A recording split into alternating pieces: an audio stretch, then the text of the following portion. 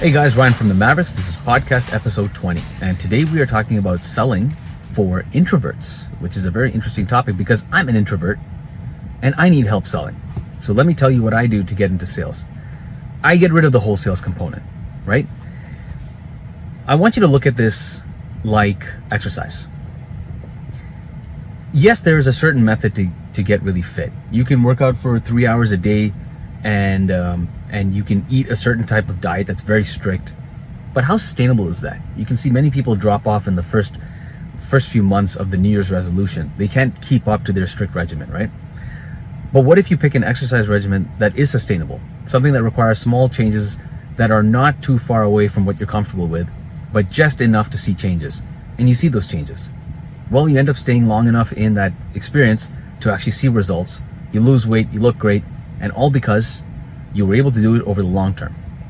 So that's the idea over selling. You want to be able to use a method to sell that you can do over the long term that won't lead to burnout. And I'm talking specifically to introverts because that's the experience that I had. When I got into sales, I would burn out very easily. Now, in yesterday's topic, I talked about the importance of predicting sales. So what I meant was, if you knew how much money it would take, or if you knew how many sales you would make per month, if you knew it like reliably, and you also knew how much it would cost to run your business during that time, then you can actually calculate the difference and see how much of a profit or a loss you would make and then make adjustments as needed. And as long as you knew that reliably your sales would always be greater than your costs, and so reliably you would always make a profit, what does that mean? You would have the confidence to start a business, right? Because you know your profits are going to exceed your costs, your business won't go insolvent, you're gonna be able to pay yourself. Compensation and profit. So that's fantastic, right? You're able to start a business. The problem is, most people think that being able to predict sales means that you're also good at the sales skill. And that's not the case. Sometimes being able to predict sales means removing the skill of selling altogether and manufacturing an approach to interacting with your customers where selling is almost unnecessary. It becomes almost automatic. It's as if the system sells for you instead of you having to sell. So let me be really tactile about this. If you're an extrovert and you want to learn how to sell, what you do is you get a sales job. And in that sales job, you're given a product and you're given a hazy definition of the market, and your goal is to sell.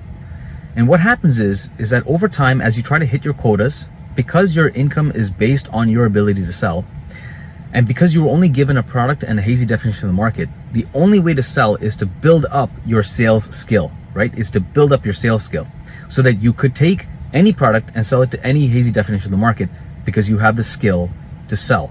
Now, again, for introverts, this will lead to burnout because it's sort of a very abrasive, aggressive, anti-introverted movement to interacting with people. So what is the approach that an introvert can take to selling? All right, so you remember I always talk about most people start off with a product and a hazy definition of the market, and then they get into business. Well, that's the extroverted's way of learning how to sell.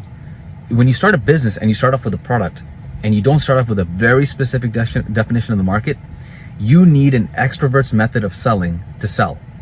You don't need that, but that's very difficult for you. So instead what you do is you need to figure out who is your market, who is specifically your market, what is their problem, and how can you help them? And to really put this into perspective, I want to just bring up something that you probably experience all the time. So your buddy asks you to get him a burger, right? Or to get him a burger.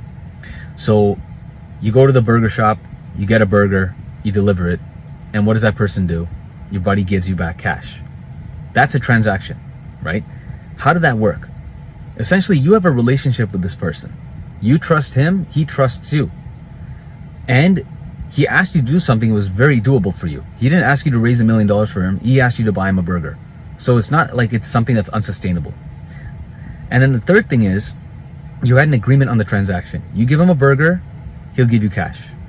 He's not asking you to buy him a fish. He's not asking you to buy him a rock. He's not going to pay you for any of that stuff. He's going to pay you for the burger that he asked for.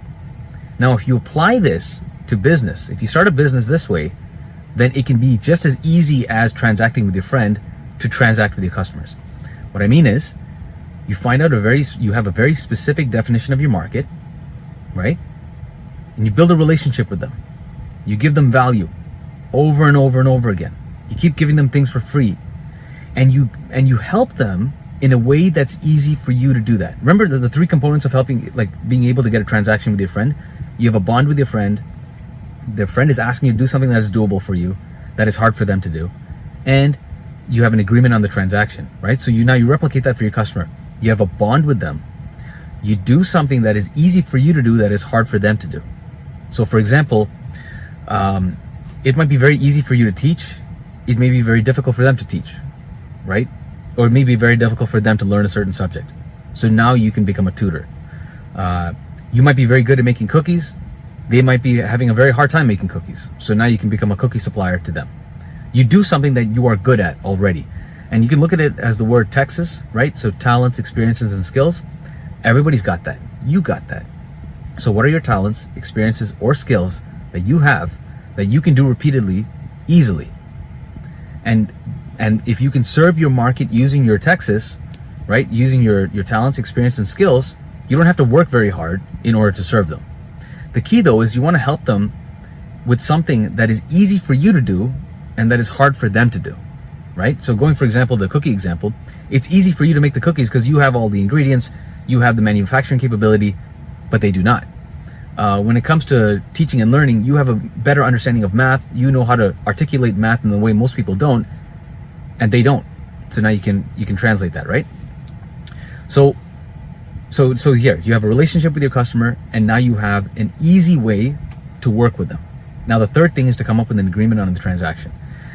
What happens is, as you befriend this market and you're working with this market over the long term, you will start to understand, as you're giving them value, that there are certain things that they will pay for because the value to them is so great that the cost that you would charge is nothing. It's irrelevant. And so what happens is, but that takes time, right? So what happens is, as you give more and more value to these people, you end up finding out there is something that they are looking for in common that they would pay for.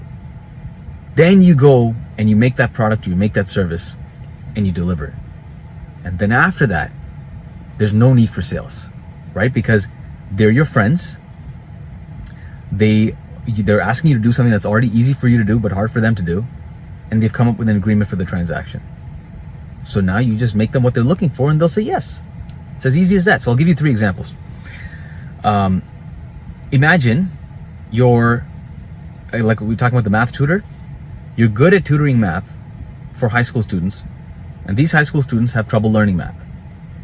And you want to help these high school students be successful. So now you have people that you want to help. You're very specific about that. You are going to do something that's easy for you to do and hard for them to do, and you have an agreement with the transaction. You pay for my labor, you pay for my time, I will be able to teach you math. And then boom, what happens? They pay you to learn the subject, right? Let's take a look at a manufacturing example. There are new cafe owners that want to have, croissants and cookies to supply to their patrons, but they have a very small kitchen. And they're a new business, they're cash strapped, so they're a little hesitant to start, creating a plethora of items that they might have to throw away. So what you do, you can make cookies pretty easily, right? Because you have the manufacturing capability to do it. What you do is you go out there and you find these new cafe owners and you ask them, hey, would you be interested in me supplying cookies for you, right? Because what I can do is I can give the cookies for you on consignment. Whatever cookies you sell, I'll take commission, and whatever cookies you don't, I'll take it back. You don't lose any money. In fact, with this agreement, you always make money. Who's going to say no to that? You already know their problem. You have a relationship with them. You're doing something that's easy for you to do and hard for them to do. You have an agreement with the transaction. It'll work. It'll sell. And here's a brick and mortar example. Say, for example, you're part of a running group or a cycling group, and you notice that you have this large cycling group that's always taking the same route, and inevitably, you always land at the same spot. You're all desiring to have coffee, but the only coffee shop in that area only opens way after you guys are there, because you guys are early birds and the coffee shop is not. What do? You could open a coffee shop there. Because you're known amongst your cycling community, they'll trust you. Because you're going to do something that's easy for you and hard for them to do, like you're going to start the coffee shop and they may not be able to. and you have an agreement of the transaction. You'll sell them coffee and they'll give you money because that's what they asked for. What's going to happen? Your business is going to succeed. So in all these cases, selling for introverts means taking out the sales process, or it actually means making the system sell for you instead of you having to sell, right? You can just manufacture the whole setup so that the system sells for you instead of you having to sell. And again, this comes back down to developing a bond with your customers. And the best way to develop your bond with your customers, with the people that you want to help, is to continuously give them value over and over again. You want to go out there, you want to communicate with them either through podcasts or Instagram or YouTube or Facebook or whatever it is, but you want to communicate with them on a constant basis, giving them value until you can build a trust with them and they build a bond with you. Then you want to do that with a skill set that you're good at that they will have a hard time with. So for example, you might be good at teaching, they might be having a hard time learning. You might be good at making, they may have a hard time at making. You might be good at delivering a certain product, they may have a hard time making that certain product. So you do something that you're good at, that they have a hard time doing, and you continuously give them value, and they will come to you as a specific resource. Then over time, what's going to happen is they're going to identify to you a problem that only you can solve and that they are willing to pay for. That's when you make the product. That's when you have to sell it, because then there's no sales involved. They buy it from you and you become successful. As an example of this, before I close, let's take a look at the running room. In the running room, the founder, he was overweight. He had a hard time running. And so he wanted to get a new pair of running shoes, and he wanted to go to a store where the staff would be able to help him. And he couldn't find it. So what he did was, as a business guy, he opened his own running store business called the Running Room. And the key here was, he was already friends with this market. Why? Not that he was friends with the market, but he knew the market already because he was the market. He was that overweight person looking for assistance in buying running shoes, and he didn't know where to go. So he started a place to address that very problem. He would employ people who were knowledgeable in running to help patrons come in and buy running shoes, right? So he created this bond with this market. The second thing he did was he did something that was easy for him, right? He was able to access running shoes. They were not. So now he could sell the running shoes. And the third thing he did was he came up with an understanding of the transaction. The place was called the Running Room. So obviously, if you're coming into the running room, you're going to buy some running paraphernalia. So the idea is, I'm going to give you running shoes, or I'm going to give you running paraphernalia, and you're going to transact with me your money. Like that agreement was very simple just by the fact that the place was called the Running Room. And what happened? Running Room exploded and has become one of the largest running shoe retail businesses in North America. And you can do the same, right? The key here though is, it does take a little bit longer, right? If you want to learn how to sell immediately, you can take the extroverted path. But if you want to sell over the long term, then you might as well develop a system that sells for you. And that is basically nothing different than building a relationship. You build a relationship with your clients, you do something that you're good at that they have a hard time doing, and you come up with an agreement of the transaction because they keep telling you this is what they're looking for, and then you deliver it at a certain price and they buy from you, and it's easy to sell. There's one more thing I want to talk about before I go, and it's the idea of like value. You know why I keep saying deliver value, deliver value? So you're delivering value to these people, right, over time.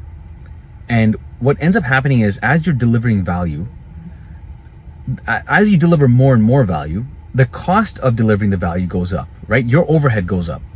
You might take time from work, you might take time away from your family, you might have to fly somewhere, you might have to stay at a hotel, you might go on more vacations or whatever. Your overhead for time is going up and up as you're delivering value. But you are so valuable that people will pay for that overhead in order to get the value that you are willing to give them. And so you don't have to hesitate to charge. All right. So I hope that makes sense. This is selling for introverts. What you do, again, is just think of it like friendships. You're going to form a friendship with a customer that you want to help. You're going to do something for them that is easy for you to do and hard for them to do. You're going to keep giving them value until at one point it becomes very clear to you what it is they would be willing to pay for. You create that, you give it to them, they'll buy it. Good. Anyway, guys, this is Ryan from the Mavericks. You can join us, mavericks.goldwynandsons.com. And before we go, can you please give it a thumbs up if this video has helped you? But anyway, I'll see you on the Maverick side. I'll see you there. Take care.